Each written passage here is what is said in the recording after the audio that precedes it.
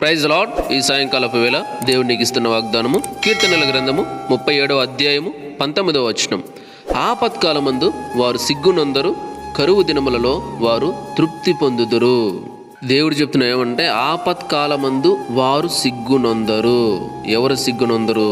ఆపత్కాలమందు అంటే దేవుని పైన ఎవరైతే ఆనుకుని ఉంటారో, దేవుణ్ణి ఎవరైతే నమ్ముకుని ఉంటారో, ఆయన చిత్తానుసారంగా ఎవరైతే అడుగులు వేస్తారో, దేనికైనా తెగించి నాకు నా దేవుడే ఎక్కువ, ఆయనకి నచ్చినట్టే నేను జీవిస్తా, ఆయనకి ఏదైతే నచ్చుతుందో అదే నేను చేస్తా అని ఎవరైతే ఆయన పైన ఆనుకుంటారో వాళ్ళు ఆపత్కాలమందు సిగ్గునొందరు.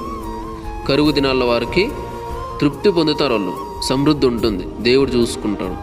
అంటే ఆయన పైన నమ్మకం ఉంచి, విశ్వాసం ఉంచి ఆయన కోసం జీవించే వారి కొరకు. లేదు నా ఇష్టానుసారం నేను జీవిస్తానంటే వాళ్ళు ఖచ్చితంగా వాళ్ళ కర్మ, వాళ్ళు సిగ్గుపడతారు, వాళ్ళు తృప్తి పొందరు. Praise the lord.